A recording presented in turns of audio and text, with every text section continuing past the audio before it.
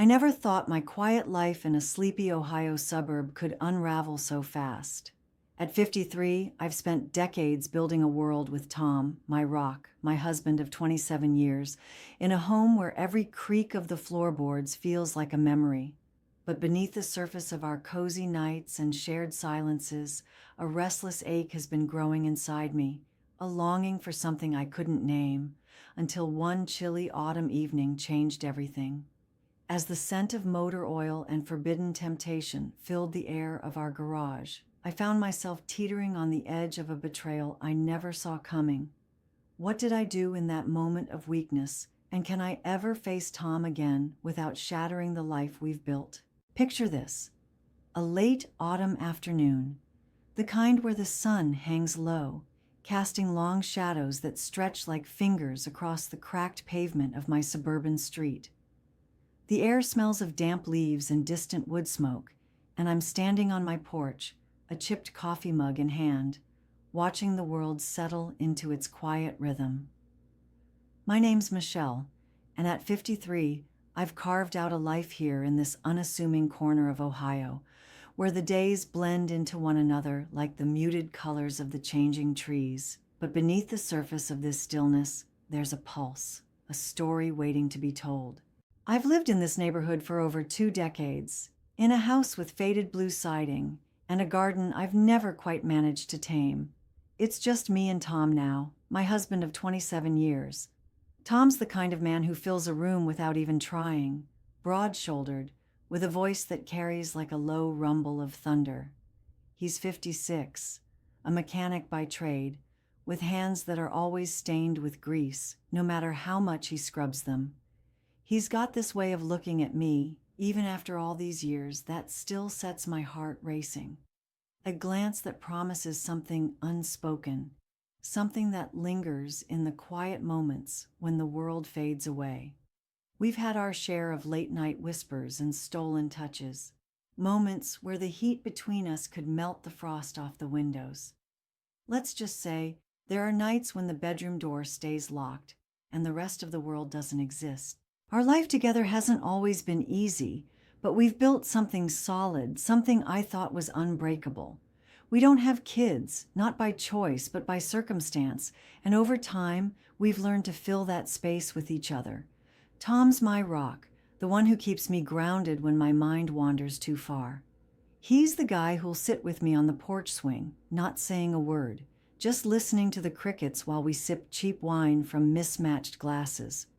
But there's a side to him I don't always understand, a quiet intensity that sometimes flickers in his eyes, like he's carrying a weight I can't see. Then there's my best friend, Lila, who's been in my life since we were awkward teenagers sneaking out to smoke behind the high school gym. Lila's 52, a firecracker of a woman with a laugh that can shatter glass and a penchant for saying exactly what's on her mind, no filter needed.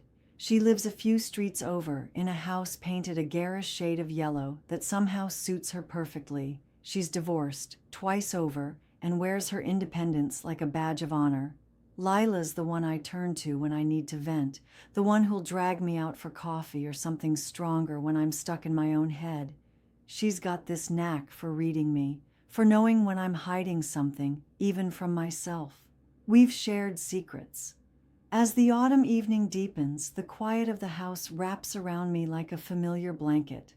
It's Friday night, and I'm in the kitchen, the lingering scent of roast chicken and mashed potatoes still hanging in the air. The plates on the counter are slick with grease, waiting for me to tackle them. Through the open window, I can hear the muffled laughter of Tom and Jake out in the garage, working on that old 1967 Chevy Impala they've been restoring for months. The clink of tools and their easy banter drift in, and I can't help but smile to myself. It's been a while since I've heard Tom sound so light, so unburdened, and it warms something deep inside me to know he's got this project, this friendship, to keep him grounded. I grab a damp rag and start wiping down the counter, my hands moving in slow, automatic circles, the motion almost meditative. The kitchen light casts a soft glow over the worn linoleum, and my mind wanders as I scrub at a stubborn spot. How long has it been since Tom and I really connected beyond the day-to-day routines? I think back to those stolen moments we used to share, the kind where time seemed to stop, where it was just us, tangled up in each other, the world outside fading to nothing. Those nights when we'd lose ourselves in a closeness that spoke louder than words, a heat that could chase away any chill.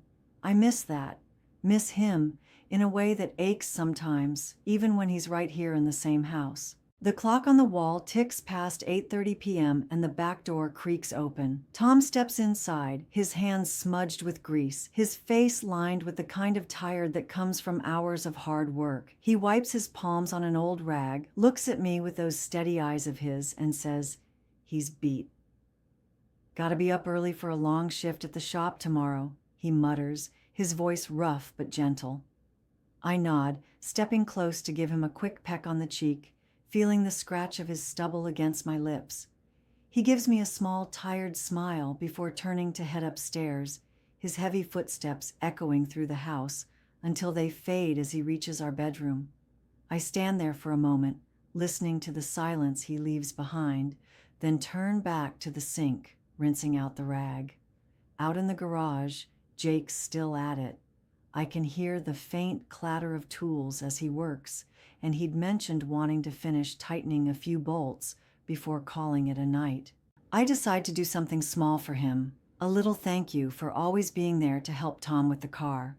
I pour a tall glass of iced tea, the ice cubes clinking against the sides, and slip on my sneakers. The gravel crunches underfoot as I make my way across the driveway to the garage, the cool night air brushing against my skin. The door is half open when I reach it, the dim light from a single bulb spilling out into the night, mixing with the shadows of the driveway. I push it open with my shoulder, the glass of iced tea cold against my palm, and step inside. The garage smells of motor oil and metal, a familiar scent that always reminds me of Tom's hands after a long day. Jake's hunched over the Chevy, a wrench in his grip, his flannel shirt rolled up to his elbows, showing off forearms streaked with grease. He glances up as I enter, a lopsided grin spreading across his face, and for a moment I'm struck by how at ease he looks here, like this is his domain as much as Tom's. "Hey, thought you might need a break," I say, holding out the glass. My voice sounds a little too bright, like I'm trying to fill the quiet. Jake straightens up, wiping his hands on a rag before taking the tea with a nod of thanks. He takes a long sip, his Adam's apple bobbing as he swallows, and I find myself watching him a little too closely before I catch myself and look away, focusing on the scattered tools on the workbench instead. We chat for a bit about the car, about how close they are to getting the engine purring just right. His enthusiasm is infectious, and I can see why Tom enjoys working with him so much. But then, as he sets the empty glass down next to a half-empty beer can on the workbench, the conversation shifts. His tone softens, and he leans against the car, crossing his arms. "So, how've you been holding up, Michelle?" he asks, his hazel eyes searching mine in a way that feels too personal, too direct. "I've noticed you seem a bit off lately, like something's weighing on you." I'm caught off guard by how perceptive he is. I thought I'd been hiding it well, the quiet ache that's been growing inside me, the way I sometimes feel like I'm just drifting through my days. I open my mouth to brush it off, to say I'm fine, but the words don't come. Instead, I find myself hesitating, my fingers fidgeting with the hem of my shirt. "I guess I've been, I don't know, lonely, maybe," I admit, my voice barely above a whisper.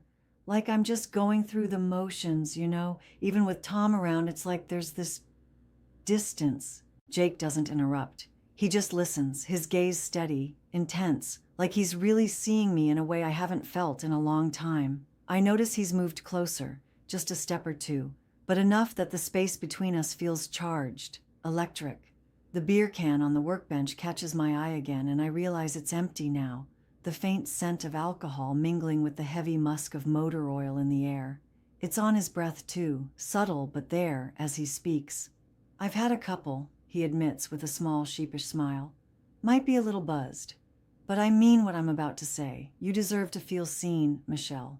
To feel alive." My heart starts pounding, a wild rhythm in my chest, and I'm suddenly hyper-aware of everything.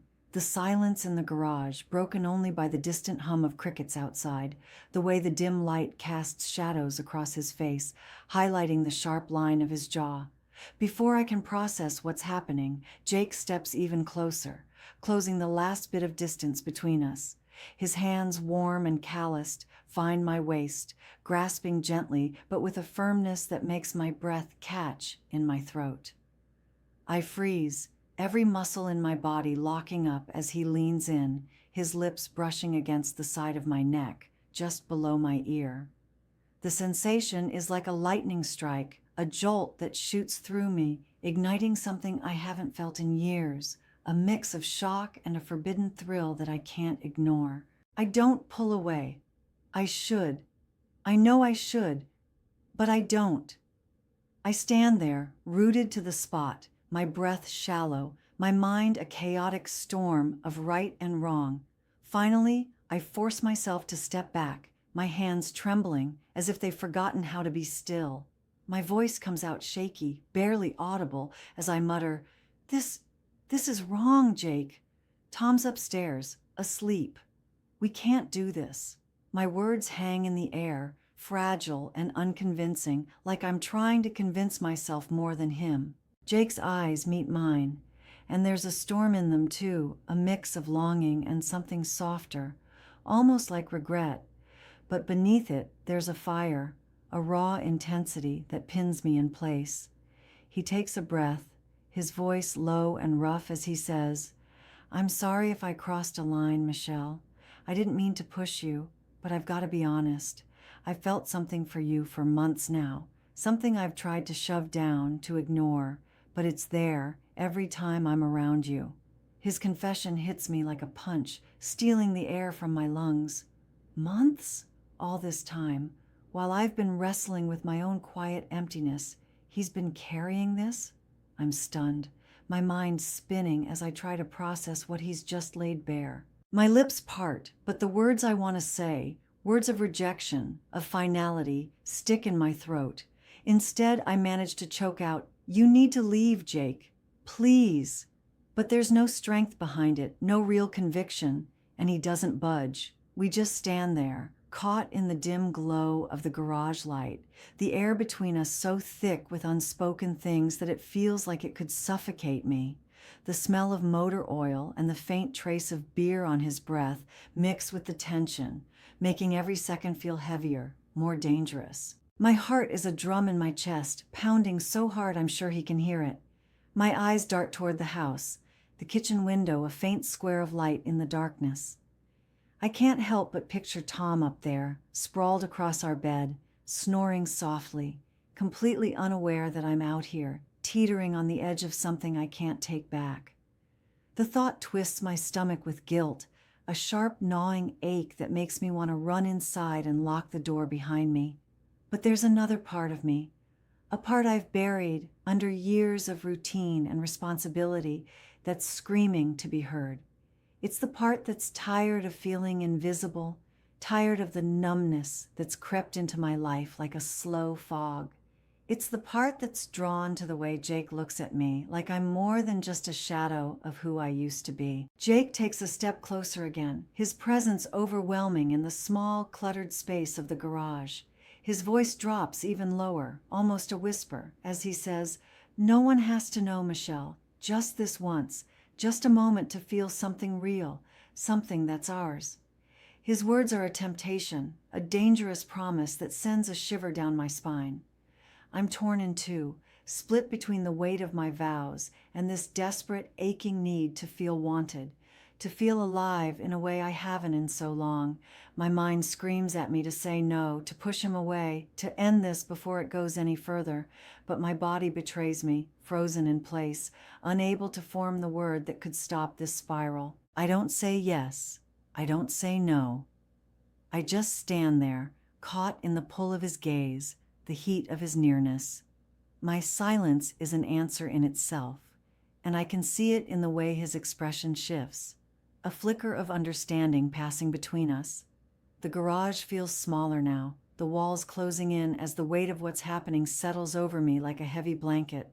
Outside, the crickets hum their endless song, oblivious to the storm brewing in here. My eyes flicker to the house one last time, a silent plea for some kind of clarity, but there's nothing, just the distant glow of I'm standing there in the garage, the air thick with tension, my heart hammering so loud it feels like it might break through my chest. Jake's words echo in my mind, that dangerous whisper of just this once, and I'm drowning in the pull of it all. I know I should walk away, run back to the house, to the safety of the life I've built with Tom. But my feet won't move. My resolve, fragile as it is, crumbles under the weight of a longing I've ignored for far too long. I'm tired of feeling like a ghost in my own story. And in this moment, Jake sees me, really sees me, in a way that sets every nerve on fire. He steps closer, and I don't stop him. His hands, rough from years of hard work, slide up my arms, pulling me toward him with a quiet urgency. I let myself be drawn in, and when his lips crash into mine, it's like a dam breaking. The kiss is desperate, hungry, a collision of need and recklessness. I taste the faint bitterness of beer on his tongue, a sharp reminder of the line we're crossing, and yet it only fuels the heat between us. My hands, trembling at first, find their way to his shirt, clutching at the fabric as if it's the only thing keeping me grounded. His body presses against mine, warm and solid, and I'm overwhelmed by the intensity of it, the way every touch feels like a spark igniting something I've kept buried. We stumble back, my spine meeting the cold edge of a metal shelf, the sharp bite of it digging into my skin through my thin sweater. It's a jolt of reality, but not enough to pull me out of this haze.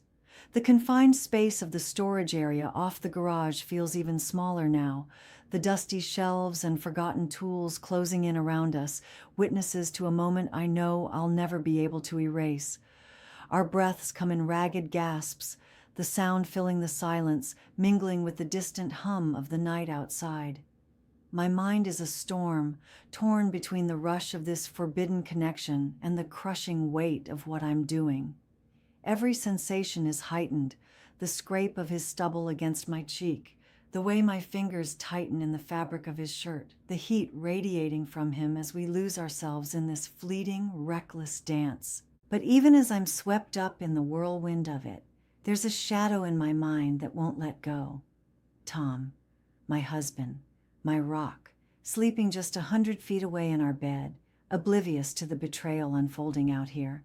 I can picture him so clearly, his steady breathing, the way he always sprawls across the mattress, one arm flung over my side even in sleep, as if he's reaching for me even in his dreams. The image cuts through the haze of desire like a knife, slicing into my chest with a guilt so sharp it steals my breath. How could I do this to him? To us? 27 years of promises, of late-night talks and quiet mornings, all shattered in a matter of minutes for what? A moment of feeling alive? A fleeting escape from the emptiness I've let fester inside me. It's over almost as quickly as it began, a brief storm that leaves me breathless and hollow. We pull apart, the air between us heavy with the aftermath. My hands fall to my sides, useless now, and I can't bring myself to meet Jake's gaze. Instead, I stare down at the cracked concrete floor, the cold seeping through my sneakers, mirroring the chill spreading through my veins. My chest is tight, like a vice is squeezing my heart, and the shame washes over me in waves, relentless and suffocating. What have I done? This wasn't just a lapse in judgment. It was a betrayal of everything I've held sacred, a crack in the foundation of my life that I don't know how to mend. Jake's voice breaks the silence, low and hesitant. I'm sorry, Michelle. If you regret this, I'm sorry. There's a rawness in his tone, a vulnerability I wasn't expecting, but I can't respond. The words are stuck in my throat. I'm still standing in the garage, the weight of what just happened pressing down on me like a physical force. My breath is uneven, my mind a tangled mess of regret and confusion. Jake lingers for a moment, his presence a reminder of the line we've crossed, but then he clears his throat, his voice barely above a murmur as he says, I'll go. I'll see you around, Michelle. There's a heaviness in his words, a mix of apology and something unspoken. but I don't reply. I can't. I just nod, my eyes still fixed on the cold concrete beneath my feet, unable to face him. He grabs his jacket from a hook near the door, the rustle of fabric cutting through the oppressive silence, and then he's gone. I hear the faint crunch of gravel as he walks to his truck parked out on the street, the engine rumbling to life a moment later. I step to the garage door, watching through the narrow gap as his taillights fade into the darkness, swallowed by the night.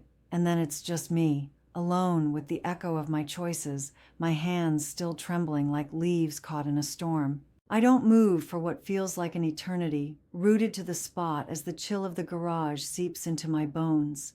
The smell of motor oil and metal lingers, a bitter reminder of where I let myself unravel. Finally, I force my legs to carry me back toward the house, each step heavier than the last.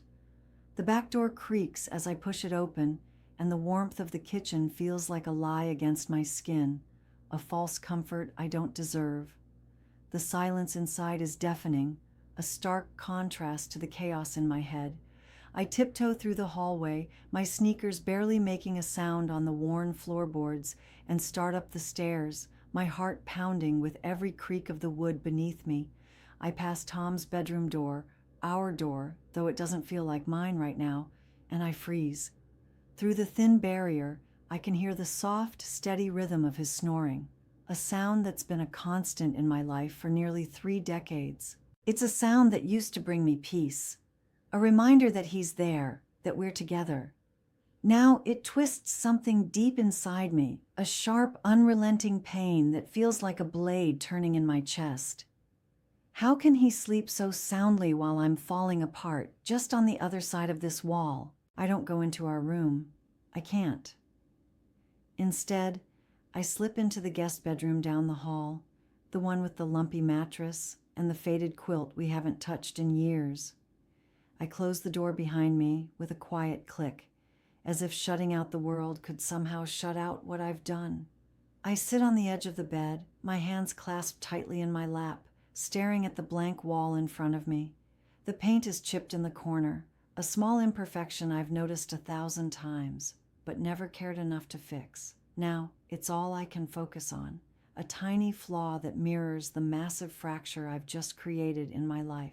Sleep doesn't come, not even for a moment. My mind is a relentless loop, replaying every second of that night in the garage, the way I let myself be pulled in, the heat of the moment, the rush that drowned out every warning in my head until it was too late. I see Jake's face, the intensity in his eyes, and then I see Tom, oblivious and trusting, and the guilt crashes over me again, a tidal wave I can't escape. I feel like a stranger in my own skin, like I've stepped out of the person I thought I was and into someone I don't recognize. How did I get here? How did I let myself betray the one person who's been my anchor through every storm? The weight of it is suffocating, a pressure that sits on my chest and refuses to lift. I'm terrified of the morning, of facing Tom across the breakfast table, of looking into those steady eyes of his and wondering if he'll see it. The shame, the don't forget to subscribe, like, and comment if you enjoyed this story. This will help us create more engaging stories for you.